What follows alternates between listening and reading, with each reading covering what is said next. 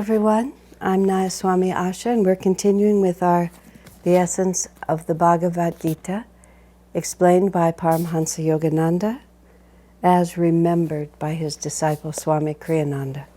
Swami Kriyananda worked with Yogananda back in 1951 and 52, when Yogananda wrote his original manuscript to the Bhagavad Gita. And Swamiji worked with him, went over the manuscript, listened to him dictate some of it, and found when it came time to explain it, he was able to think of every idea that Master had offered in order to clarify the meaning of this great scripture. We are now in the second chapter of the Gita. We are in chapter 2, verse 41. And if you're just joining us, there is an archive on the India Online website, and you can go there and find the previous 10 classes at this point. So, chapter 2, verse 41, it says, I should add also that when Swami Kriyananda made this commentary, he also retranslated or perhaps edited the translations to be in keeping with the way Master expressed them. Because, of course, over time, the meaning of words change, and the nuances can be clarified to make it more readable for modern readers, and also to emphasize the important points. So, chapter 2, number 41. In this yoga, there is only one direction with no polar opposite. The reasonings of the undecided mind, caught up as it is in duality, are endlessly variegated and ramified. Now, the verse that came just before this, which is 240, includes the phrase, even a little practice of this religion will free one from dire fears and colossal sufferings. And this is simply and it also says, in this yoga there is no danger of unfinished business. So this verse continues to expand on that all-important thought. And what we're contrasting here is that all action in life, as long as we're acting with our consciousness engaged in the manifested universe, the nature of the manifested universe is that the Om vibration has moved from the still point of center and has made vibration. And vibration by its very nature goes back and forth, which is the nature of the universe that we see around us, in that everything is dual. And what that means in terms of our own life and striving is that we will never find a point of ultimate rest as long as our consciousness is focused on what is happening in the world. And as we'll see with the verses that come after this, even if we try to do positive things in the world, as long as our thinking is focused in the world of manifestation, there will always be an opposite to this. So this is why he says, in this yoga there is only one direction with no polar opposite. Because we're stepping outside the magnetic realm of dualities, because we're moving our consciousness to the point of stillness, and at the point of stillness the vibration ceases, so there's no opposite to that stillness. He also emphasizes here that the path is singular in that respect, not necessarily singular in the labels and the names that people have given to this way of awakening, as Swamiji calls it, not the way of belief, but the way of awakening. They give many names to it, but in the end, there is only one path, and that we need to follow it steadfastly. He also talks here at some point in very specific terms about the difference between this religion and really all of the other major religions. And he points out the flaws. And that may seem a little stern, but what he's pointing out is the flaw in thinking when any of those religions are defined merely externally. And last week we talked about the concept of moksha, and how the concept of moksha is moves spiritual thinking completely out of the external realms. And it's this religion, the religion of moksha, that Krishna is advocating. He's not advocating Hinduism. Let me put it this way. Swami wrote a wonderful book which is called The Hindu Way of Awakening. And he was speaking specifically about some of the deeper, more esoteric aspects of the symbols that we commonly know in the Hindu religion, the gods and goddesses and all that that entails, which is one of the things that seems foreign to people who are born in a different culture and live in a different way. And he interprets them with their universal rather than their sectarian meanings. But the emphasis that Swami puts above all in Hinduism is this concept of moksha, this concept of stepping beyond duality altogether. And Swami considers the call to a heaven that is merely a paradise pleasing to the ego, as he calls it. It's everything the ego wants here, only with the idea that it can last forever. Because the difficulty with paradise in the material world is that you can never really quite get to paradise because something always happens. Time passes, locusts come, the city builds a railroad through and forecloses on your little acre of paradise, whatever it might be. So the way the egoic mind tries to deal with that once you enter the realm of religion is that it takes the idea of perfection as perceived by the ego, and what the ego wants is for itself to feel safe and comforted, and sometimes important, and always distinct, and just extends that to eternity, as if that were possible. And you'll have an eternity of, well, it depends on the religion, of sitting at the feet of God with angel choirs singing to you, or you'll have endless fresh fruits and beautiful maidens. You'll be living like a king and others will be waiting on you. Some people's idea of heaven has to include hell, so that all the people they hope will suffer are definitely suffering, and that's part of what makes the ego know it's in heaven, is because it knows that all those people are in hell. But really it's just it's a super version of this world, except all according to your will. And Swami emphasizes and, in a sense, spurns such an idea of heaven. In fact, Swami himself calls it a very definition of hell, to be in an ego for all eternity. That's not really what the soul is looking for. So he speaks about Judaism as, I started to say when he wrote this book, The Hindu Way of Awakening, he used Hinduism as an example of a very important point, that there is what he calls a way of belief in all of the recognized world religions. And then within the true ones, there is also a way of awakening. And so he goes through a lot of the externals of Hinduism to show you where the kernel of awakening is. And he also shows in that particular book how the way of awakening is the same in all true religions, because it would have to be the same in all true religions, because what we're doing to truly awake is moksha, in which all of the vacillating distinctions of this world are washed away, and everything merges back into that one infinite source. And so even though a certain respect is given to all religions, at the same time what is being respected is not those things that set us apart, but those things that bring us together. That's why Master said, self-realization is the unifying reality behind all true religions.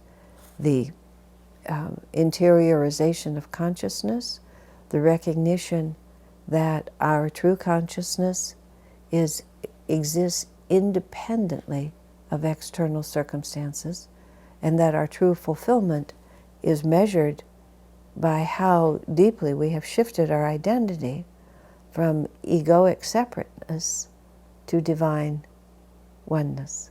And the complete relinquishment of egoic separateness and embracing of divine oneness is the simplest beginning of moksha.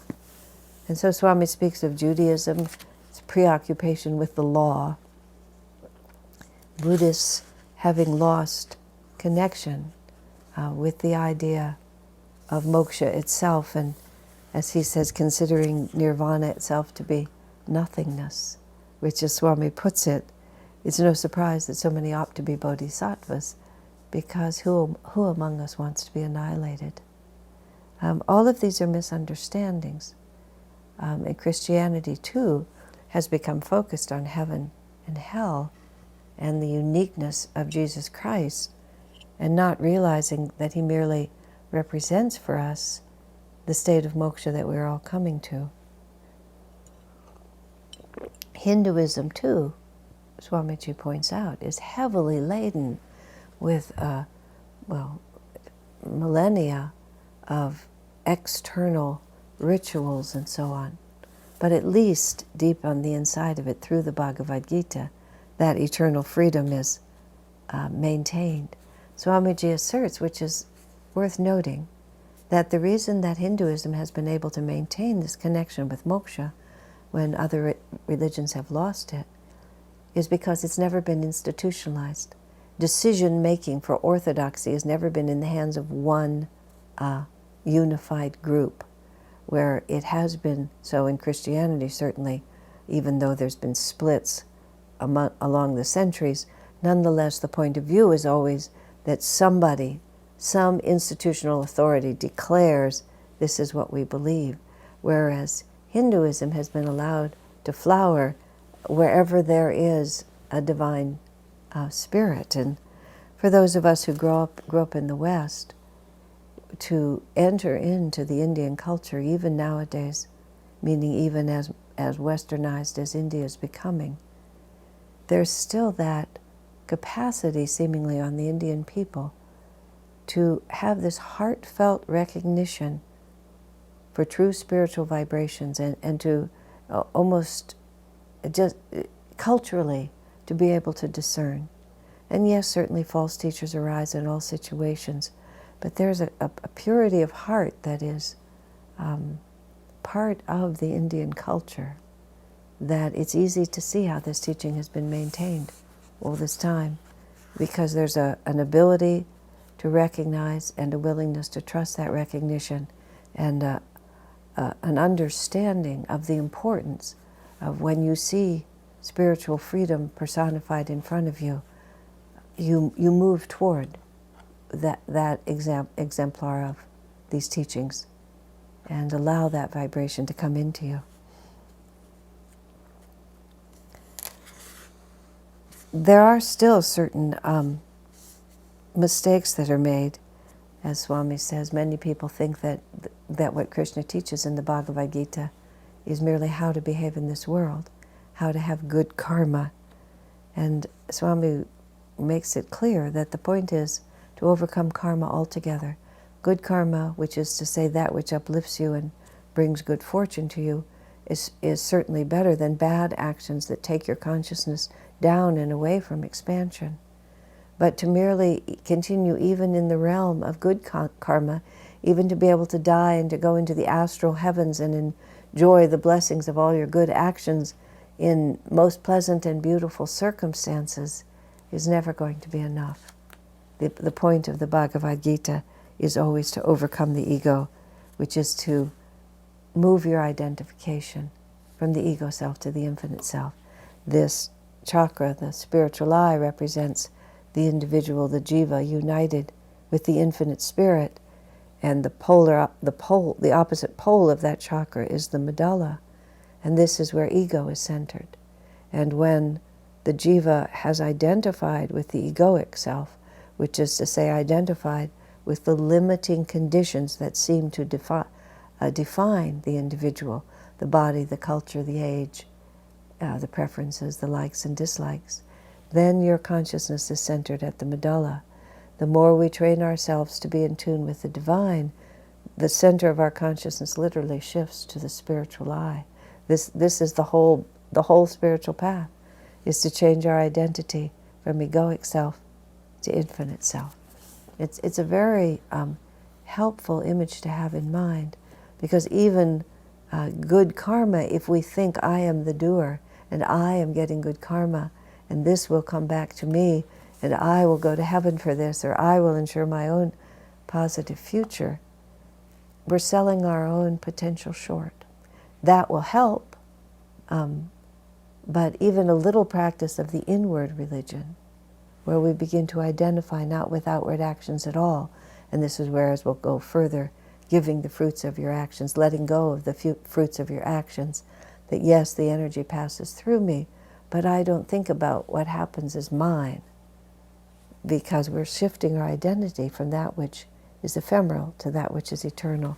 And even a little bit of that practice gives you the ability to, while the waves of duality are moving up and down on the sea, as we'll explain in a few moments, you're living close to the base, where your consciousness is of the whole ocean. And therefore the random movements of all the waves no longer take you on this constant up and down ride. And that up and down ride is the fear and suffering, that separateness, and trying to hold that separateness and then having it taken away from you and trying to grab it back. That's the dire fear and colossal suffering that a little bit of inward awareness will spare you. So now we're up to chapter 2, verse 42. And there's several, 42, 43, and 44 together here. O Partha, Arjuna, fixity in the state of samadhi cannot be theirs who cling to personal power and sense pleasures, those whose discrimination is blunted by the specious promises of teachers who, ignorant themselves, promise heaven as man's highest reward, imagine that nothing higher exists. 243.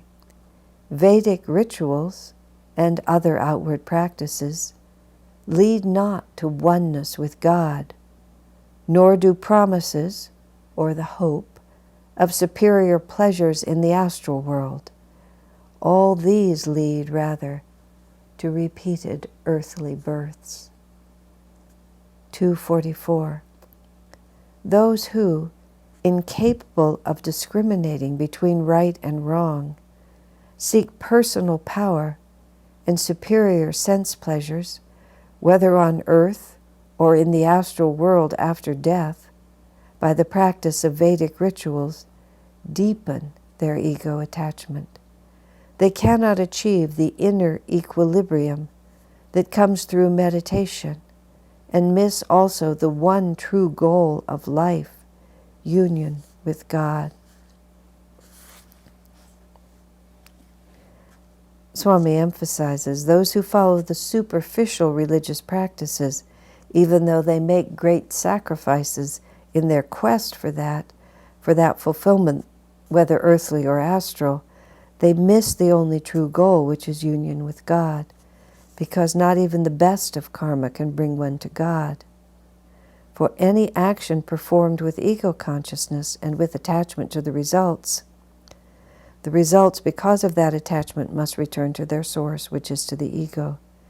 Good deeds alone cannot win spiritual freedom as long as the ego is involved and thinks, it was I who did it. This leads only to more bondage. Now he's talking also, so it depends, you see, as I was saying earlier,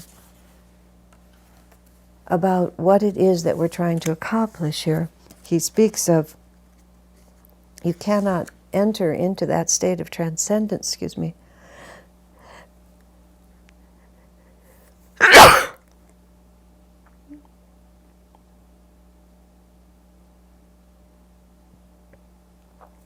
sorry.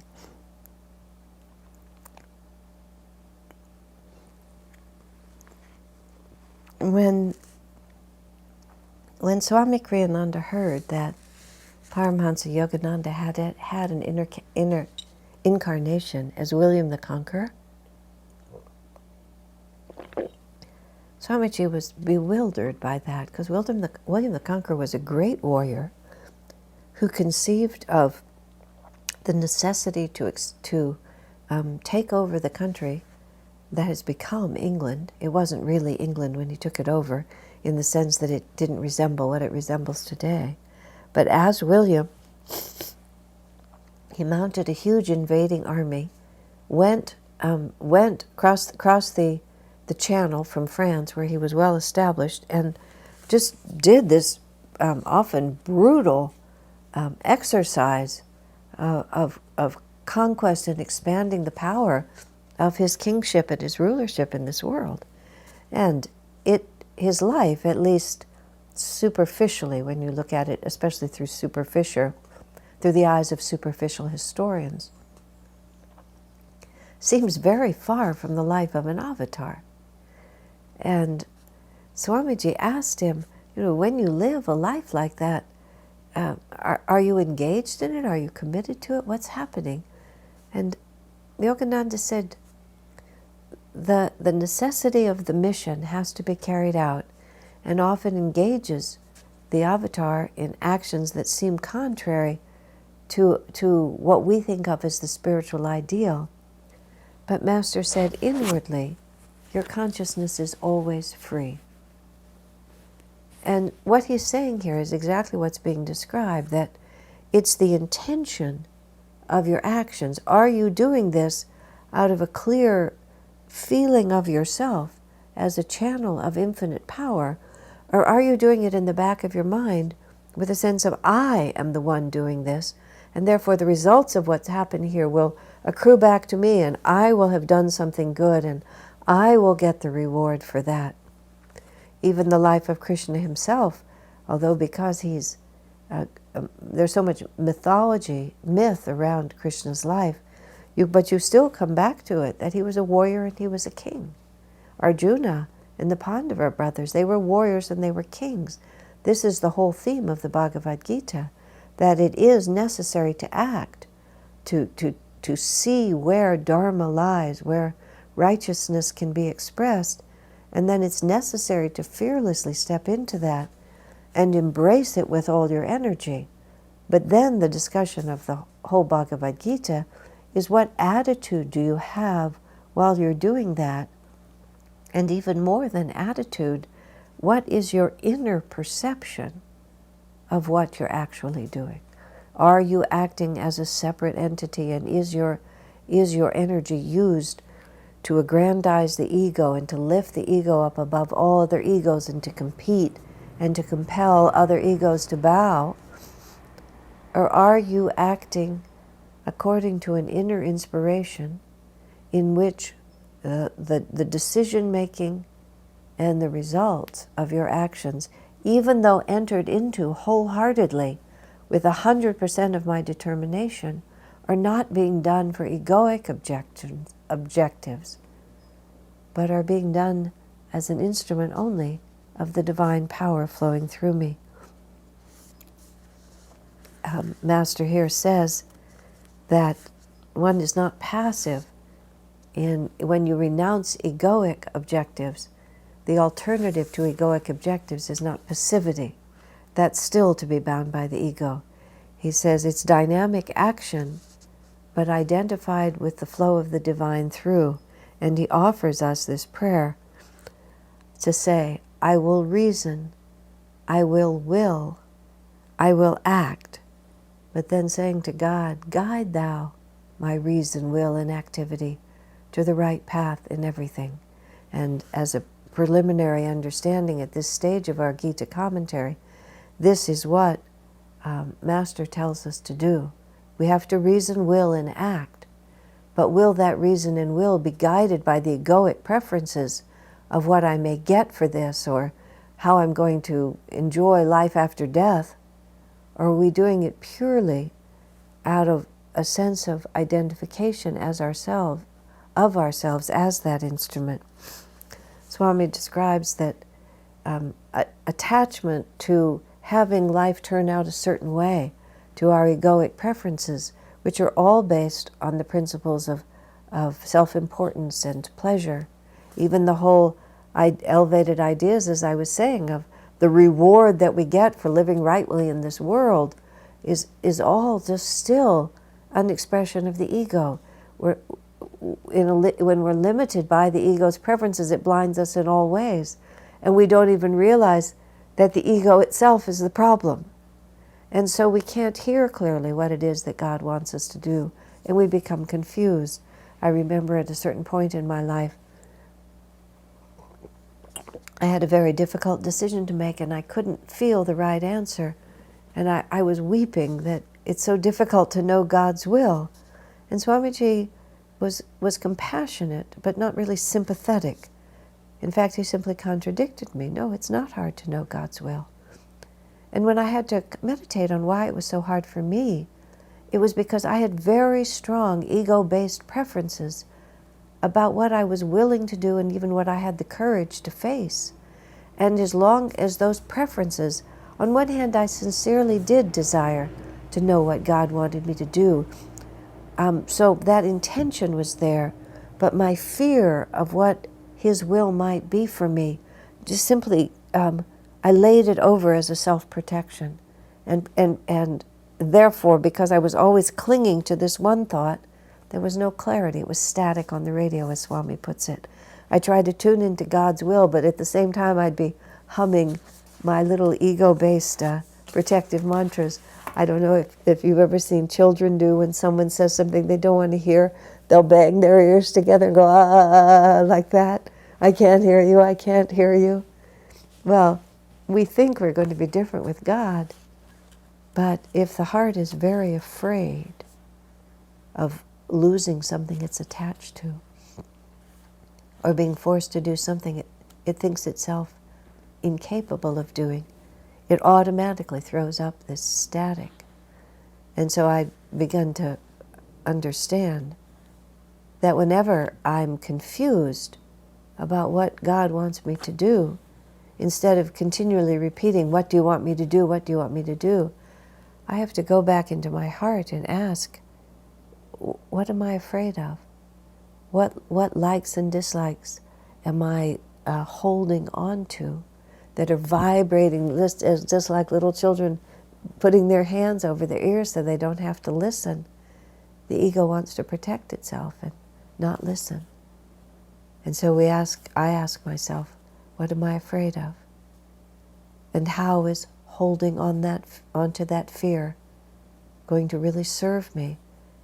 What dire fears and colossal sufferings will it save me from?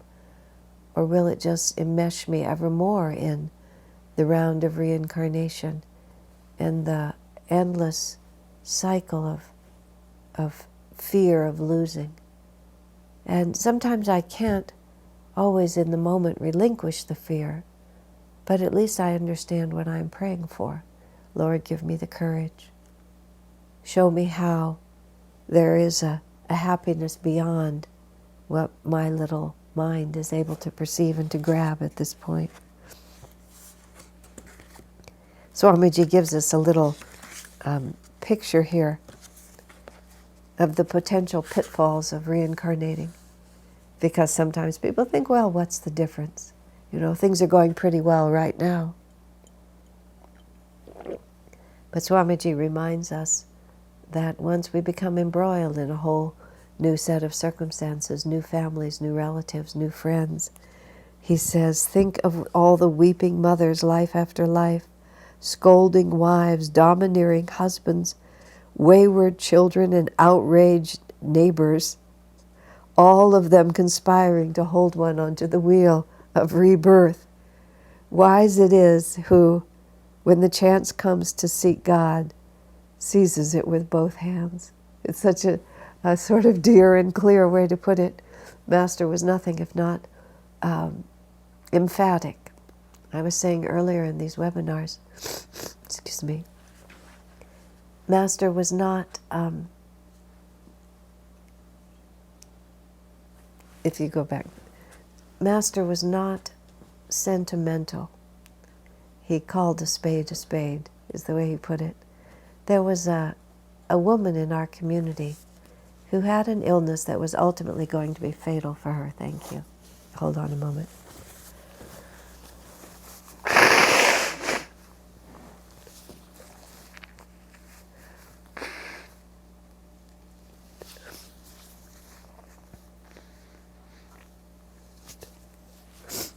My very healthy body has a misunderstanding about certain pollens, which it considers the enemy and reacts to very strongly early in the morning.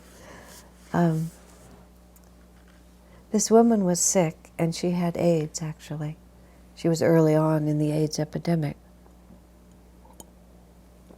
And she had death and return experiences. She'd gone into the astral world, cheerfully let go of her body, only to find once she was on the other side that she had more karma to work out, and she came back. But her body was in such a condition that with drugs and with determination, it was possible to keep it going. But she said it was like always having a case of the flu. And because she was fearless from her experiences about letting go of the body, because she believed in reincarnation and she was a disciple of Master, many reasons why she could hold rather lightly her place in this world and think rather eagerly about moving into another realm, she asked Swami Kriyananda, how long do I have to keep fighting to hold this body? And Swami's answer was a very important one. He said, as long as this body serves the higher purpose of moving you closer to God, then it's definitely worth keeping. At the point at which it becomes an obstacle, and neither by willpower nor devotion can you transcend its limiting influence, then at that point just let it go. Because, as he said, it takes so long to grow up, and sometimes it takes a long time even after we've grown up to have enough experience in this incarnation to remember our spiritual quest, and then to work our way through whatever obstacles may be in front of us, whether it's weeping mothers, domineering husbands, or scolding wives that keep us from our one-pointed commitment, what to speak of infancy and adolescence and young adulthood. And he said, why waste all that time? When you're here and you know, you should follow the path in this incarnation to the end of your strength. And then when that strength is gone, then you can cheerfully let go. I've reasoned, I've willed, I've acted, I've allowed God to guide me in every way, and now I can just let that body go.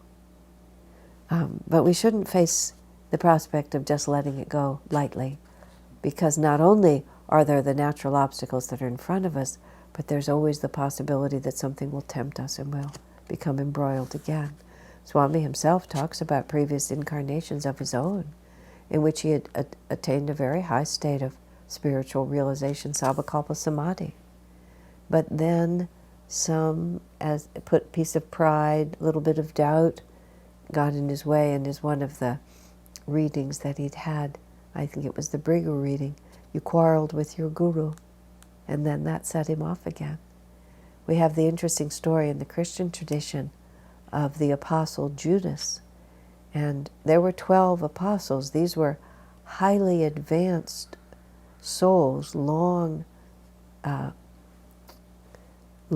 time disciples of the jiva, of the soul that was Jesus, individuals who had worked for many incarnations to reach a very high level of spirituality. Jesus recognized them and appointed them and drew them to him, and Judas was one of those.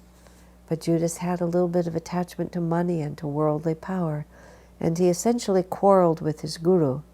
Of course, he was the one who betrayed him and had him put to death, but that wasn't his intention. What he had done was he quarreled inwardly with Jesus, his guru, because he wanted Jesus to follow a path of greater worldly power. and to cooperate more with the apparent power in the world, the social set, the priestly set, the right people, the rich people. And instead, Jesus ignored all of those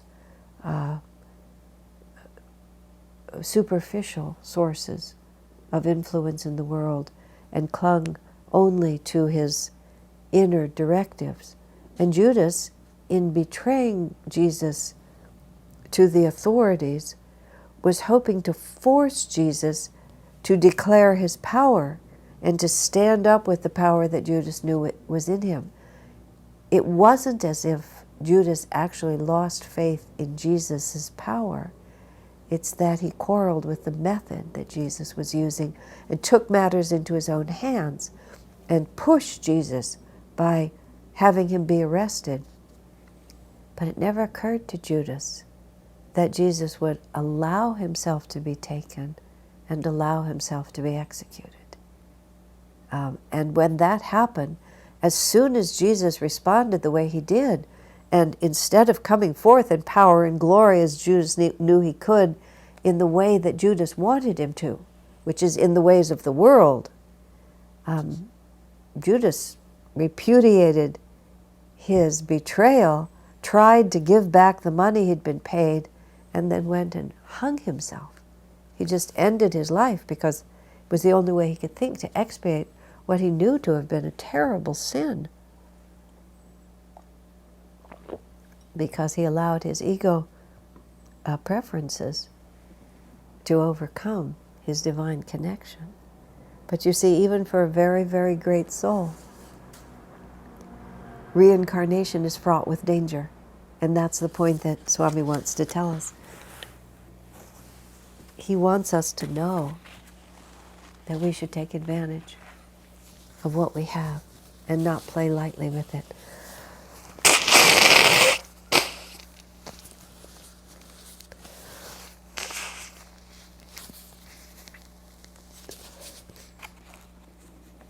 That's worth thinking about, because every time we make a decision, we're either working to release likes and dislikes, or we're indulging them. Master was with Dr. Lewis once, and they were out and they saw some beautiful home, and it was evening times and the lights were bright in that house, and it's sometimes, you know how you look and you see from the outside some cozy little cottage and the glowing lights, and you imagine sort of sweet scenes of family harmony taking place in there. I mean, it could just as easily be a solitary drunk, but still we imagine sweet scenes of family harmony in there. And Dr. Lewis was allowing a certain longing for that kind of a life to influence him as he looked at that house. And Master, reading his disciple's mind, looked at Dr. Lewis and said, "Dr. Lewis, is it worth reincarnating for? I mean, do you want it so much that you're going to allow yourself to come back and be reborn just to have it?" And Dr. Lewis then pulled his thoughts back and focused his attention again on the only true source of fulfillment, which is our attunement with God. I remember more humorously once, Swami Kriyananda was planning a trip through Europe, and I was helping make the travel arrangements for him. And he had like a 12-hour layover in London, or maybe it was an overnight on his way to other parts of Europe. And there was a devotee in London that wasn't always relaxing to be with. And so it wasn't like, it wasn't, when you were thinking of a long trip, to have to spend a short layover in that man's company would not allow you to rest up for the rest of the journey. And so Swamiji was just going back and forth about whether or not to call this man, and the phone was right in front of us, or whether just to pass through London without letting him know he was there. And Swami's hesitation, I watched his hesitation for a long time, and then I joked with him and I said, "I can see what you're doing. You're trying to decide whether or not you would rather sacrifice this one quiet evening in London and have it all to yourself, or risk reincarnating in order to have to contact this man in another incarnation. And Swami laughed and agreed that that was exactly what he'd been weighing in his mind. And then he walked over and he picked up the phone. It just wasn't worth risking it.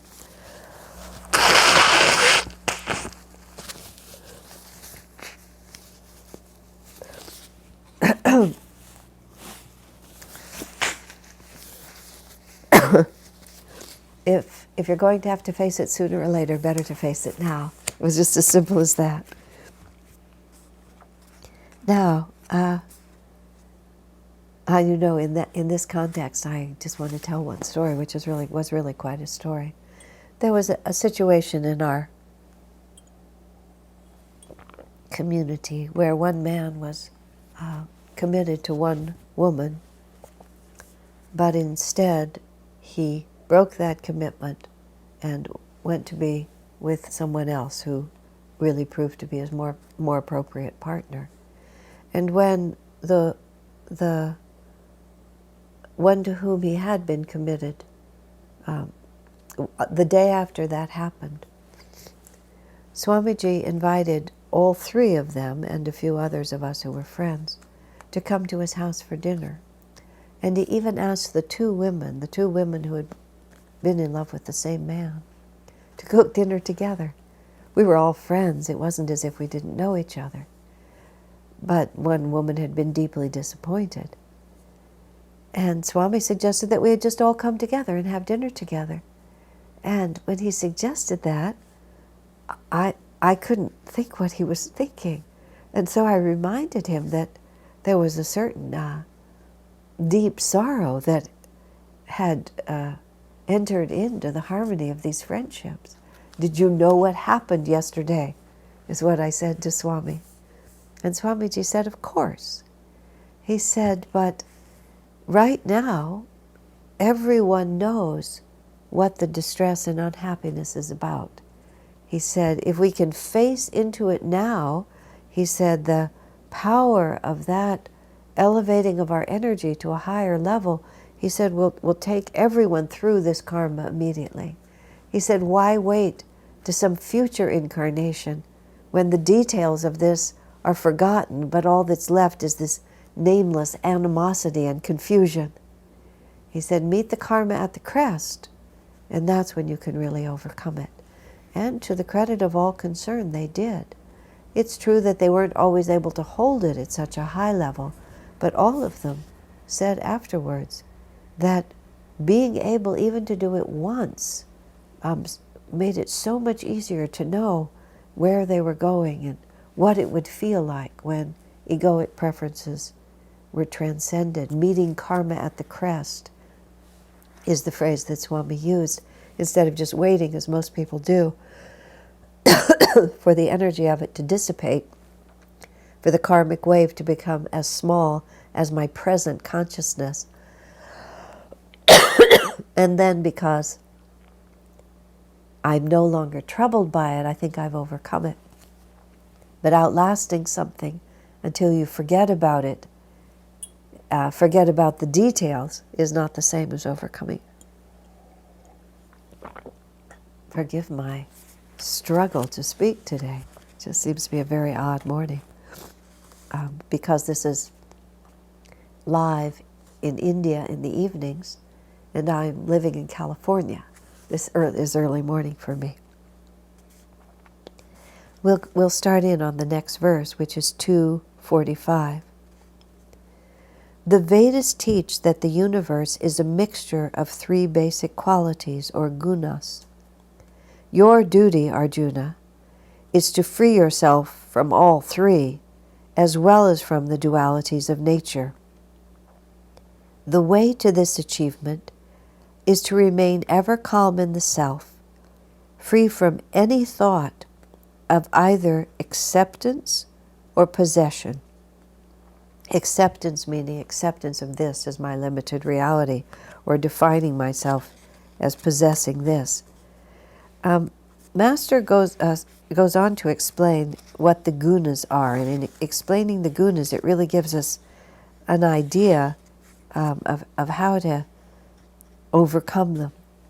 The image that we draw here is actually a very interesting one. The three gunas, sattvic, rajasic, and tamasic.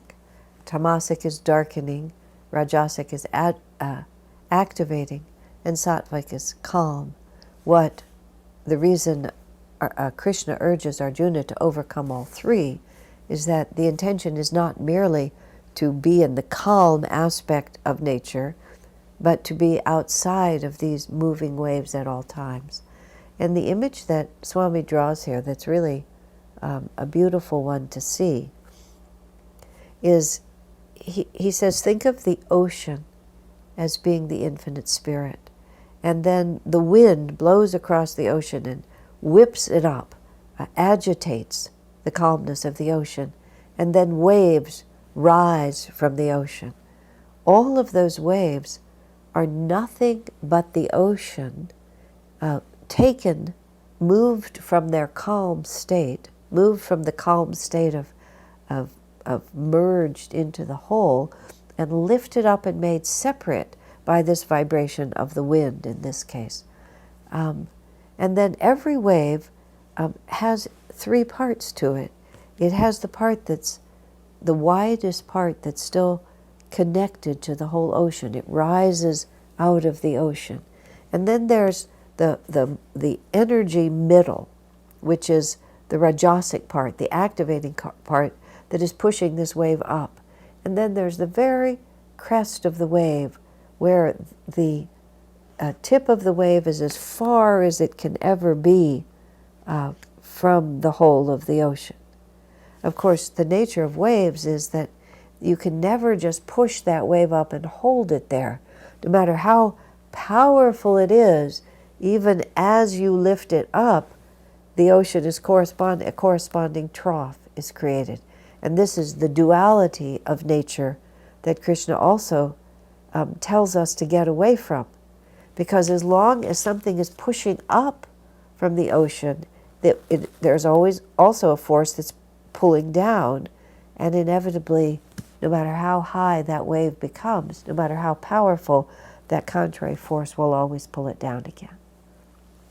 Now, this is a very vivid and a very powerful way to understand both the dual nature of creation and also how the three gunas play together. One would think, just with the first impulse of the worldly mind, when you think about an avatar, someone who has power over the whole of creation, whose very word is binding on creation, who can raise the dead and heal the sick and walk on water, you would think of him as the biggest wave there is. Certainly the tallest wave on the ocean is the greatest saint who's on the planet at this time. But Master himself, once when Swamiji was feeling tremendous love and gratitude for Master individually as a disciple to his guru, as he should, but Master also responded to that with the characteristic of a great saint. And he looked Swamiji in the eye, and then speaking of Yogananda, speaking of his own consciousness, described himself as just a bulge on the ocean. Because, in fact, the higher the wave, the less of the ocean is engaged. The more you're identified with the tip, you're identified with this very tiny, even just physically speaking, reality. Whereas when you're just a bulge on the ocean, as Master called himself, your sense of a unity is with the infinite ocean itself. And what happens to us in the course of our incarnations, what binds us to Maya, is that this restless energy within us, when we're talking about the ocean, we talk about it as the wind that comes from the outside. But in spiritual terms, it's really the wind of our own vrittis, the wind of our own unfinished karma, of our own longings, of our longings and regrets, desire to have things a certain way. Whatever the ego didn't get, the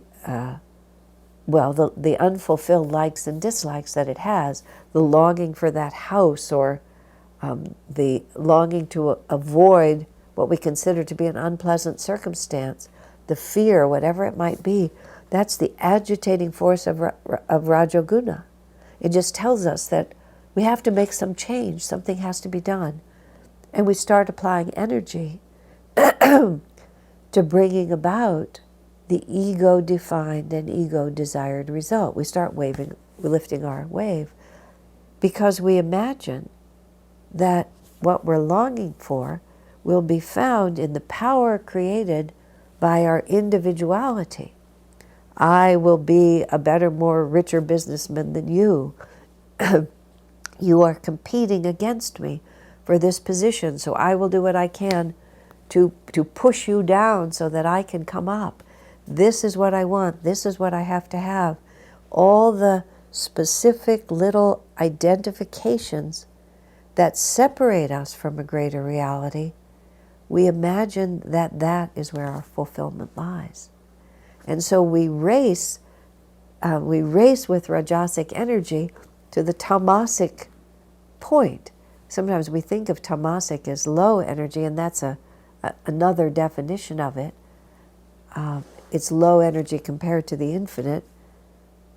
But what Swami wants us to understand, it's the point of greatest separation from the whole. And so what we have to gradually understand is that everything that we are really looking for is found when we maintain our connection with the whole ocean, which instead of allowing this Rajasic energy to carry us off in this temporary experience of separateness that inevitably results in a collapse back, which we will then have to try again to bring that wave up. And whether that cycle takes place over and over in the course of a lifetime, or whether that is reincarnation time and time again, what Krishna is saying to Arjuna, you have to overcome the